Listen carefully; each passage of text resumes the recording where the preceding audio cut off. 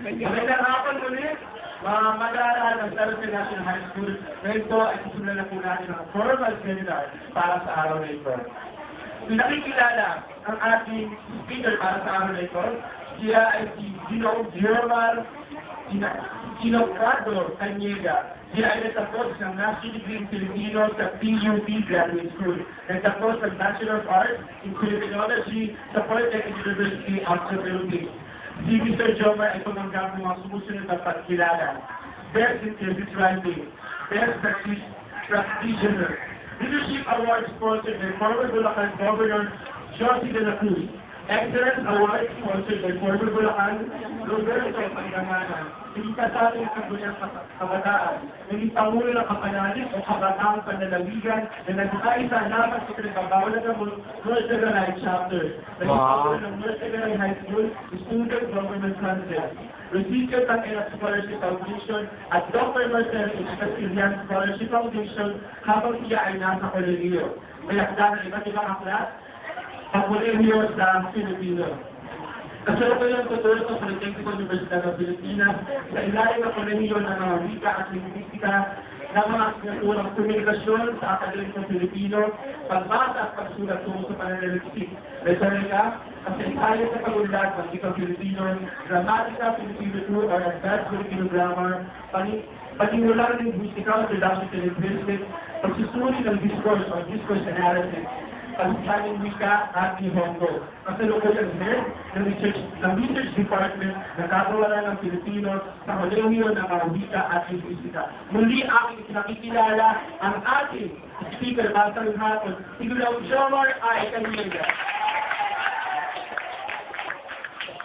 Dahil siya naman ito na pag-seminar, maaari po kayo pag-take down ng notes para po makapinay niya. Sir? Okay, magandang hapon sa ating lahat. Okay, pwede na tayo magsimula. Okay. So, nalakad ako papunta doon para yung mga nasa likod, hindi sila matulog. Okay. So, ang topic daw na team ngayon ay reading comprehension. O sa wikang Pilipino, ano daw yung makunawang pagbasa. Kasi dapat daw, hindi lamang tayo nagbabasa. Dapat daw, iniintindi natin ang ating binabasa. Dapat daw, pagka nagbasa tayo, hindi lang basta may pumapasok dito o lumalabas sa kabila. Dapat daw may naiiwan sa gitna. Pinipersonalize daw na dapat ang ating utak para tumaba. Ibig sabihin, para mas tumalino tayo. Dapat pag nagbabasa, may natututunan. Pero ang problema, marami sa atin pagka nagbasa, passive kung tawagin. Pagka sinabing passive, hindi tayo after sa content. Hindi tayo after kung ano matututunan natin. Nagbabasa tayo bilang requirement. Nagbabasa tayo kasi tutos ng teacher. Nagbabasa tayo para may maisagot sa exam. Hindi natin siya binabasa dahil alam natin na kailangan natin magbasa. Ang pagbabasa daw, sabi ng isang hindi ko siya kilala, ang pangalan na si Kobe. Ito daw ay isang paraan na pagpapakanin sa utak. Reading daw is food for the brain. Kaya dapat, pagkainin natin at pakainin ang ating utak para tayo tumatino. Ang measure daw, kung paano katalis sa edukadong tao, dapat marami siyang nalalaman. Dapat hindi siya lang umuktalan. Dapat kahit anong pag-usapan, may natasabi siya. Dapat hindi siya nabablangko. Di ba may mga tao na minsan pagka mataas na yung level ng pinag-uusapan, nosebleed na sila. Hindi makapag-share, hindi makapag-basking, nag-sleep sila. Kasi hindi sila makapag-bigay ng info kasi hindi nila alam kung anong pinag-uusapan. Pero kung wide reader ka, kung makita kang magbasa na kahit anong babasahin, nakalalabang ka sa kanila.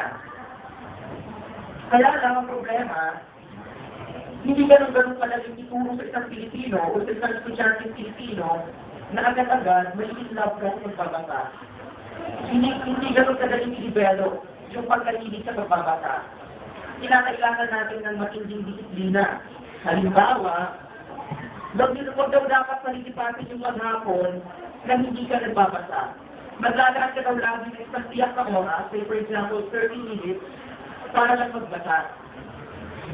Okay, tapos hindi mo na mamalayan, hinahanap-hanap mo na siya.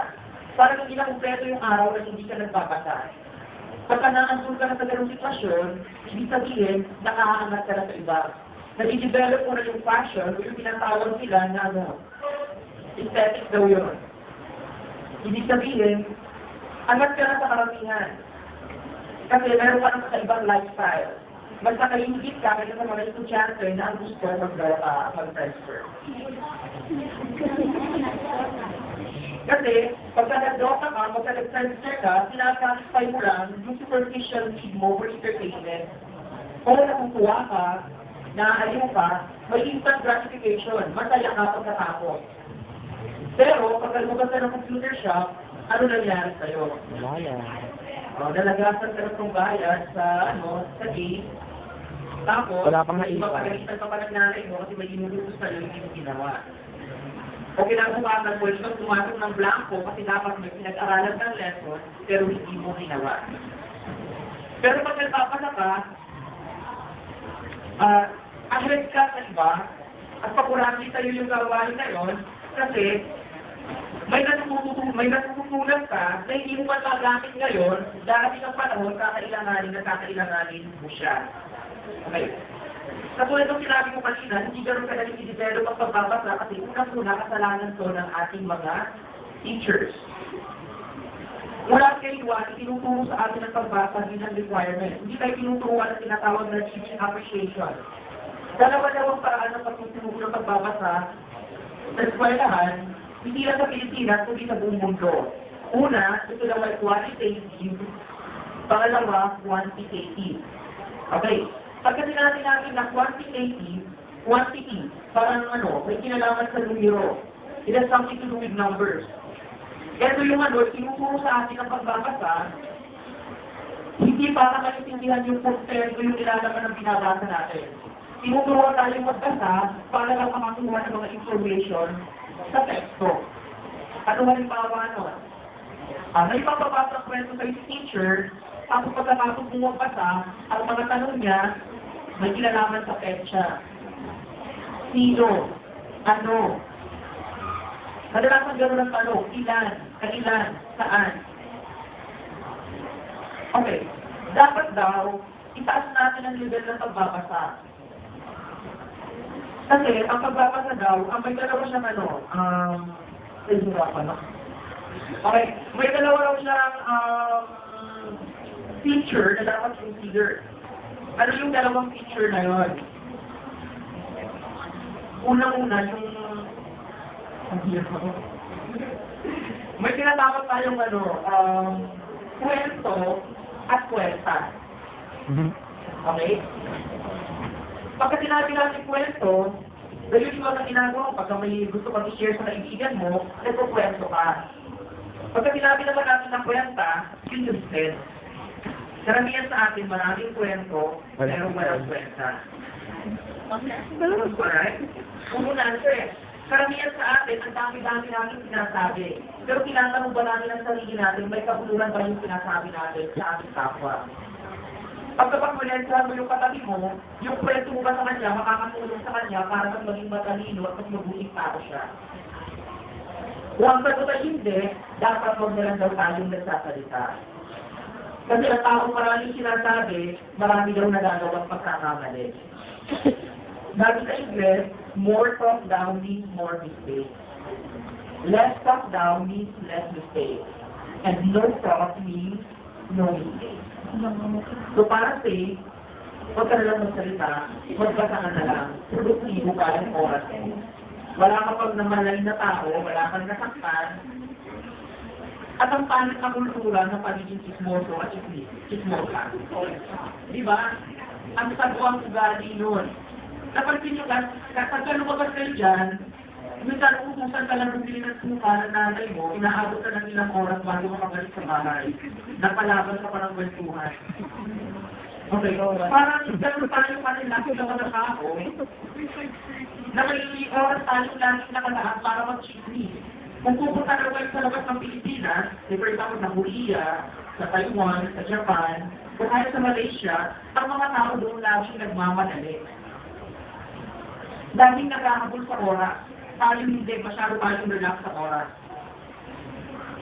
May oras pa tayo para mag-isip. Sa kanila wala silang gano'n. Ang routine lagi na bahay, trabaho, aral, trabaho. Mas malaki ang oras sa trabaho. Sa atin, din wala tayong matrabaho, ang tinatrabaho natin, yung buhay ng may buhay. Nakikialam tayo na nakikialam sa mga bagay hindi dapat natin pinakikialaman. Dapat ang buhay natin ang pinakikialaman natin para tayo ay okay. So, balik tayo sa sinabi kong quantitative at qualitative. Ang quantitative class, ito yung mga uri ng tanong ng teacher, paraan ng pagtuturo ng teacher ng pagbabasa, kung saan masaya na siya, kapag nagpa-exam siya, nasasagot ng mga estudyante yung mga tanong na may kinalaman sa figures, na may kinalaman sa number. Halimbawa, saan naganap ang pangyayari? Sino-sino ang mga pangunahing tauhan? Ano ang nangyari kay tauhang ganito? You get the point? So pag gano'n ang paraan